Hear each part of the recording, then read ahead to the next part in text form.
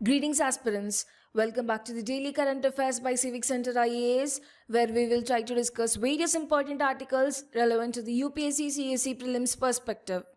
So, displayed are the topics which we are going to discuss today.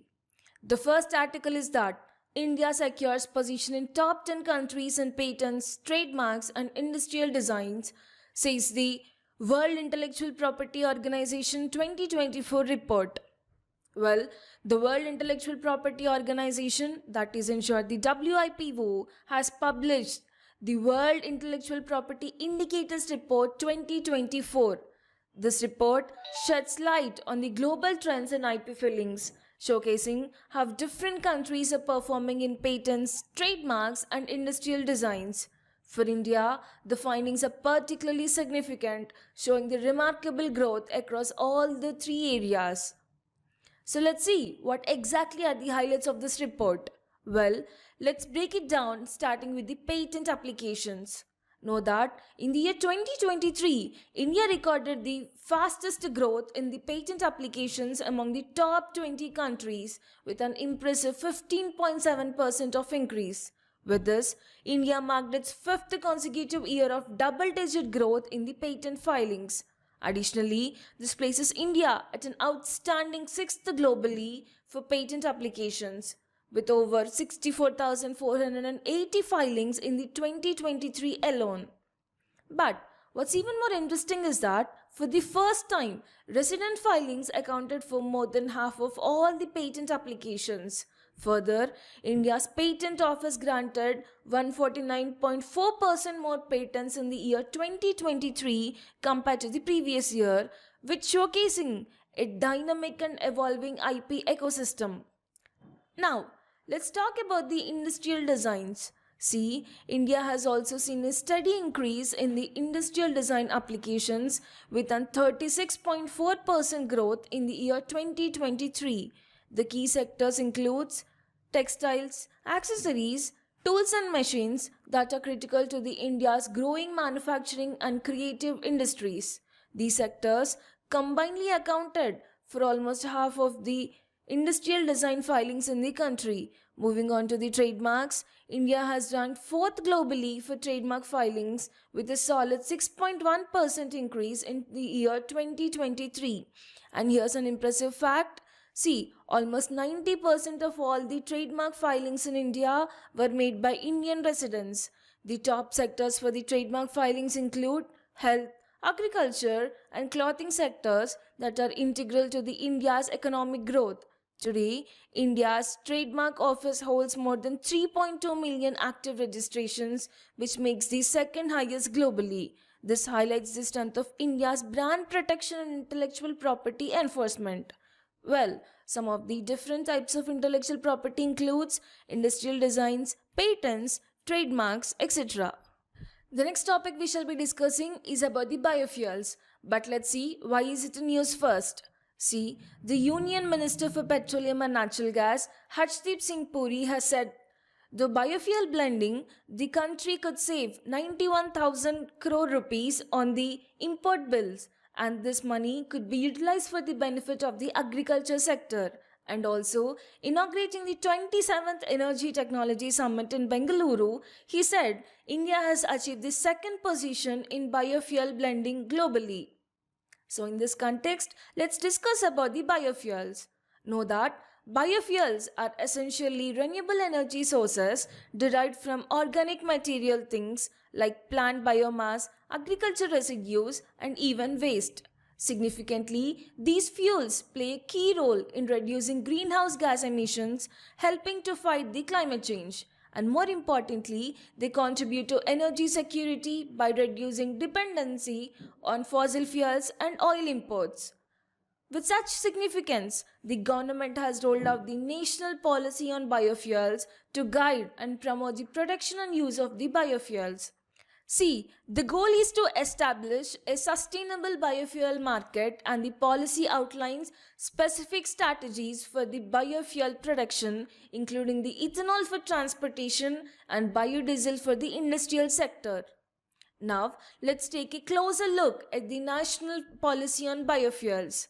Know that the Government of India introduced the National Policy on Biofuels in the year 2018 to promote the use of biofuels in the energy and transportation sectors. Significantly, this policy aims to achieve a 20% blending of ethanol in petrol and a 5% blending of biodiesel in diesel by 2030. The policy also breaks down biofuels into three distinct generations. They are the first generation biofuels. These are produced from food crops like sugarcane and corn. Next, the second generation biofuels, which are derived from the non-food sources such as agriculture residues and lignocellulosic biomass. And lastly, the third generation biofuel, which are obtained from algae and other advanced feedstocks. Further, one of the key aspects of the policy is that it encourages the production of biofuels from non-food feedstocks to avoid competition with the food security. And on the top of it, the policy also provides financial incentives for setting up biofuel production plants and promotes research and development in the sector. Moving on fast forward to the year 2022, there were amendments to the National Policy on Biofuels. Well, in the year 2022, the policy was amended to advance the target of achieving 20% ethanol blending in petrol from the year 2030 to 2025-2026. This amendment also expanded the scope of raw materials for the biofuel production, including surplus grains and sugarcane juice. The next topic we'll be discussing about the index of industrial production. But first let's see why is it in use. Well, India's industrial output returned to the positive trajectory with a moderate uptick of 3.1% in September from its first contraction in 21 months this August, led by a 3.9% growth in manufacturing even as electricity and mining sectors grew under 1%. And also, the index of industrial production inched up 0.7% from August, but was still the second weakest reading since last December. So in this context, let's talk about index of industrial production.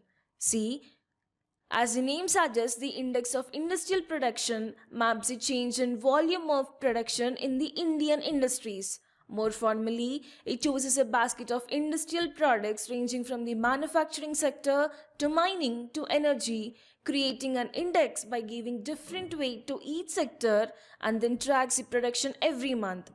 Finally, the index value is compared to the value it had in same month last year to figure out the economist's industrial health. Significantly, it is one of the prime indicators of the economic development for the measurement of trend in the behavior of industrial production over a period of time with reference to a chosen base year. Further, it indicates the relative changes of physical production in the field of industries during a specified year as compared to the previous year. Remember here that it is computed and published by the Central Statistical Organization, that is in short CSO, on a monthly basis. See, as we saw above, it is calculated with reference to a chosen base year. See here, the base year for the IIP series in India is the 2011 and 2012. So the base year is always given a value of 100. That means if the current IIP reads as 120, it means that there has been 20% growth compared to the base year. The next topic we'll be discussing about the retail inflation. See, why we're discussing this topic? Well, because a 10.9% spike in food prices lifted India's retail inflation to a 14-month high of 6.2% in October from 5.5% in September, with prices of vegetables and edible oils escalating at a sharp pace not seen in the recent years. So in this context, let's talk briefly about inflation and later discuss about the retail inflation. To start off, let's understand what inflation actually is. Well, in simple terms, inflation refers to the overall increase in prices of goods and services. But it's not just about the higher prices, it's also about the decrease in people's purchasing power. In other words, see, when inflation goes up, you're able to buy fewer things than you could buy previously, or you have to pay more money for the same stuff now. Now, let's focus on the retail inflation. See, retail inflation, also known as the Consumer Price Index inflation, is a measure that tracks the change in the retail prices of goods and services that households typically purchase for their daily consumption. This is what most of us feel when we go to the market and notice that prices are higher than the last week. See, for example, kg tomato may be rupees 20 today, but all of a sudden it may increase to rupees 50 the next day. Okay, now moving further, how is CPI calculated? See, CPI is calculated for a fixed basket of goods and services that may or may not be altered by the government from time to time. Remember that it is released by the National Statistic Office, that is the NSO, under the Ministry of Statistics and Program Implementation. This National Statistical Office compiles all India as well as state-wise CPI for the rural, urban and combined sectors, and it releases the CPI numbers every month. Now, let's break down some of the causes of retail inflation. See, primarily the demand pull inflation, which occurs when the demand for goods and services outpaces the supply. Secondly, it is caused due to the cost push inflation, which arises when the cost of production increases, example, due to higher wages or raw material prices, leading to businesses to raise the prices. Next is the monetary policy, where an increase in the money supply can cause inflation if it exceeds the economic growth, leading to more money chasing the same amount of goods. Lastly, the supply shock, where events like natural disasters or geopolitical instability that disrupt supply chains, pushing prices up. Example, the oil price increase. So, what's driving the recent spike in India's inflation? Well, food prices, especially those of vegetables and edible oils, have been rising sharply in the recent months. This is something we have all felt in our grocery bills. Prices of vegetables like tomatoes, onions and potatoes have been escalated, adding to the cost of living for millions of households across the country. Well, we have discussed about the retail inflation. Now let's move to the next topic.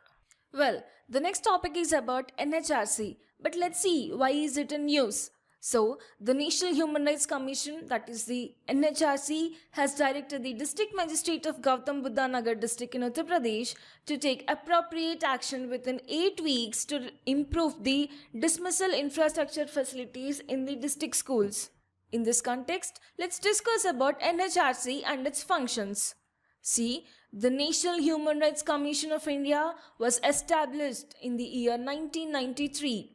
Know that the statute under which it is established is the Protection of Human Rights Act 1993 as amended by the Protection of Human Rights Amendment Act 2006.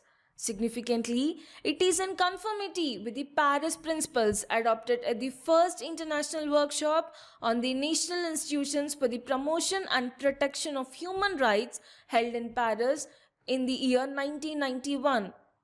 Now, let's see what are the functions of NHRC. See, firstly, it looks into the violation of human rights or abetment. Secondly, any negligence in the prevention of such violation by a public servant. Thirdly, to intervene in any proceedings involving any allegations of violation of human rights pending before a court with the approval of such court. Next, to visit the under intimation to the state government, any jail or any other institution under the control of the state government where persons are detained or lodged for the purpose of treatment, reformation or protection to study the living conditions of the inmates and make recommendations thereon. Then, to review the factors including the acts of terrorism that inhibit the enjoyment of human rights and recommend appropriate remedial measures. Furthermore, to study treaties and other international instruments on human rights and make recommendations for their effective implementation. Next, to encourage the efforts of non-governmental organizations and institutions working in the field of human rights. Lastly, such other functions as it may consider necessary for the promotion of human rights. Also, if we look at the civil court powers it has, firstly, it can summon and examine witness and oath. Secondly, it can request documents and public records. Thirdly, it can receive evidence via affidavits. Lastly, it can issue commissions for examining witness of the documents. Then, it can suggest compensation for the victims of human rights violations. Furthermore, it can seek enforcement of human rights in the Supreme Court or High Courts. Lastly, it can take summatory cognizance of human rights violations without a formal complaint. The next article is about the cruise missile, but first let's see why is it in use. See, the Defense Research and Development Organization, that is the DRDO, is conducting the maiden flight test of a long-range land attack cruise missile with a range of 1000 kilometers from the integrated test range Chandipur off the coast of Odisha from a mobile articulated launcher. This is a new variant of the Nirbhay long-range land attack cruise missile with the improved features. So first off, let's understand what a cruise missile is and then talk about the Nirbhay cruise missile. Firstly, talking about the cruise missiles, know that cruise missiles are guided missiles designed to deliver a payload such as conventional or nuclear warheads to a predetermined target with the high accuracy. What sets them apart from other missiles like the ballistic missiles is that they fly at low latitudes and travel at high speeds, making them harder to detect and intercept. Further, cruise missiles have short ranges of 300 to 1000 kilometers and they are easy to intercept because of high terminal speeds. Also, they have high precision due to navigation system. Some of the examples are Nirbhay subsonic cruise missile, BrahMos supersonic cruise missile, Astra cruise missiles, which is type of air-to-air. Now, talking about the Nirbhay cruise missile, know that Nirbhay cruise missile is India's indigenous long-range subsonic cruise missile developed by the DRDO. It is designed to carry a variety of payloads including the conventional and nuclear warheads. Some key details about the Nirbhay missile are: firstly, it is subsonic cruise missile. Next, the range is up to 1000 kilometers and the speed is approximately 0.7 to 0.8 Mach. Further, it is capable of carrying a 300 kg warhead and significantly, it can be launched from land, sea and air platforms. Further, if we see the significance of Nirbhay cruise missile, first, Nirbhay has a low latitude flight profile which makes it difficult to detect by the conventional radar systems. Second, it can be used for both strategic and tactical strikes as it is capable of striking targets deep within the enemy territory. And also, Nirbhay uses terrain counter matching and digital sense matching area correlator for accurate targeting and the navigation. For information, long-range land attack cruise missile is similar to the US Tomahawk cruise missile where it will give Indian armed forces a long-range standoff capability to strike targets on the land. Well, we have seen about cruise missile. Now let's move to the other topic. So the next topic is about the carbon markets. But why we are discussing this? See, as the countries assembled in Baku, Azerbaijan for the annual climate conference, that is the COP29, to clear a much delayed agreement to finalize a global carbon market. Such a market will allow countries to trade carbon credits, which are certified reductions of carbon emissions among themselves, and the prices of these instruments are determined as a consequence of emission caps imposed by the countries. So well, in this context, let's talk about the carbon markets. What exactly are carbon markets? See, Article 6 of the Paris Agreement provides for the use of international carbon markets by the countries to fulfill their NDCs. So, Carbon markets are essentially a tool for putting a price on carbon emissions, where they establish trading systems where carbon credits or allowances can be bought and sold. Further, a carbon credit is a kind of tradable permit that, per United Nations standards, equal 1 ton of carbon dioxide removed, reduced, or sequestered from the atmosphere. Additionally, these markets create incentives to reduce the emissions or improve energy efficiency. See, for example, an industrial unit which outperforms the emission standards stands to gain credits. So another unit which is struggling to attain the prescribed standards can buy these credits and show compliance to these standards. And the unit that did better on the standards earns money by selling these credits, while the buying unit is able to fulfill its operating obligations. So, it established trading systems where carbon credits or allowances can be bought and sold. Now, if we see the types of carbon markets, know that there are broadly two types of carbon markets that exist today, that is the compliance market and the voluntary markets. Now, moving on to the next article, it is that renewable capacity increases by 24 gigawatts, solar by 20 gigawatts. As the Ministry of New and Renewable Energy has released its latest data highlighting the substantial growth in India's renewable energy sector from the October 2023 to October 2024. In this context, let's talk about the renewable energy and let's highlight the report. Know that renewable energy is the energy from renewable natural resources that are replenished on a human time scale. The most widely used renewable energy types are solar energy, wind power, hydropower, bioenergy, and geothermal power. If we see the highlights, see the total renewable energy capacity has increased to 203.18 gigawatts in October 2024, up from 178.98 gigawatts in October 2023. And if we see the non-fossil fuel capacity, it has been increased from 211.36 gigawatt in 2024 compared to the 186.46 gigawatt in 2023.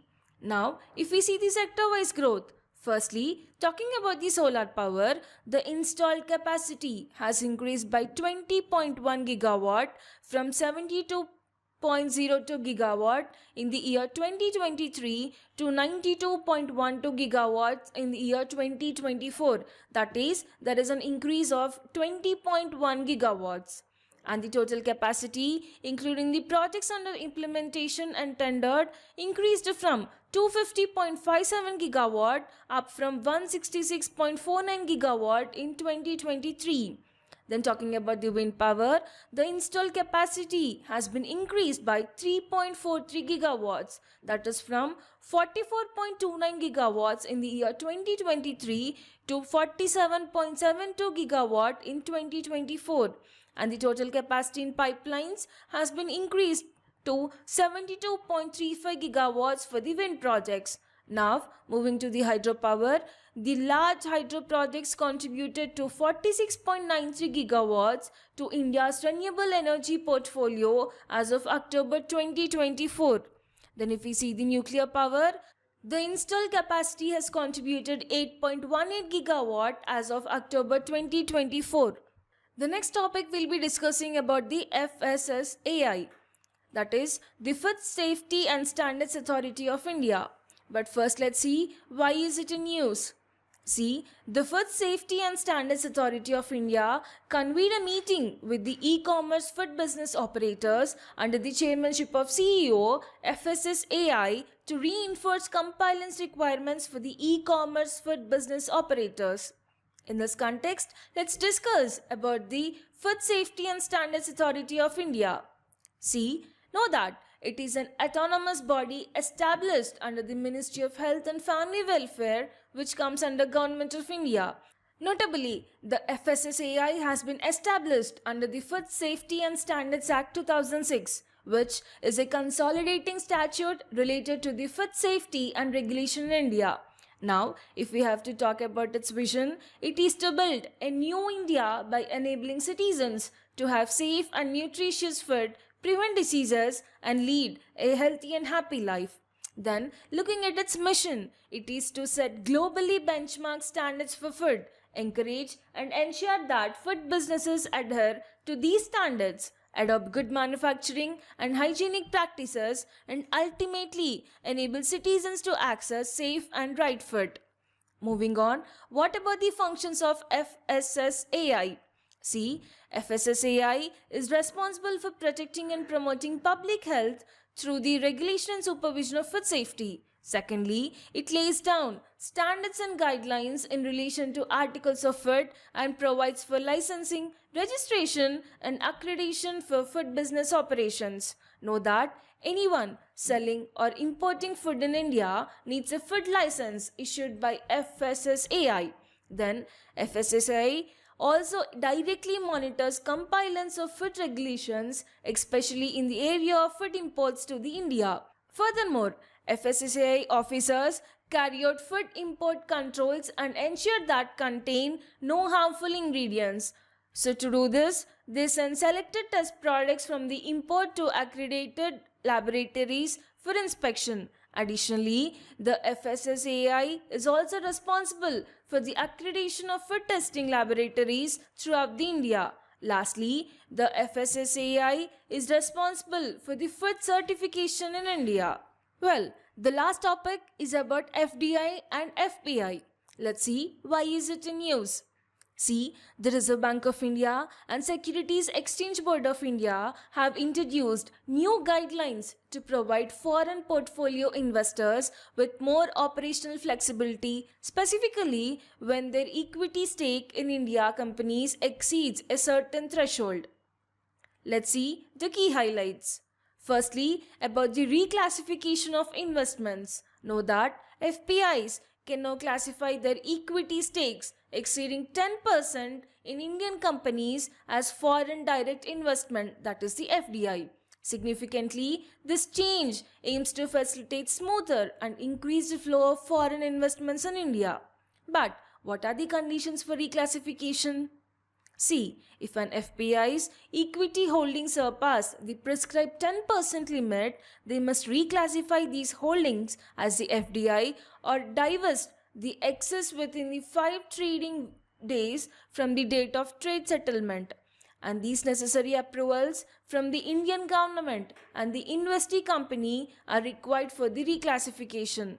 Further, if we see the regulatory framework, know that the guidelines fall under the Foreign Exchange Management Rules 2019, and according to these rules, FPI investment must remain below 10% of the total paid up equity capital of an Indian company on a fully diluted basis. But what exactly is FPI and FDI? Firstly, talking about the foreign portfolio investment, see, FPI refers to the purchase and holding of a wide array of foreign financial assets by the investors seeking to invest in a country outside their own. Well, some of the examples of FPIs include stocks, bonds, mutual funds, exchange traded funds, American depository receipts, and global depository receipts. Significantly, FPI is a part of country's capital account and is shown on its balance of payments. Remember that in India, foreign portfolio investment is regulated by the Securities and Exchange Board of India, that is the SEBI.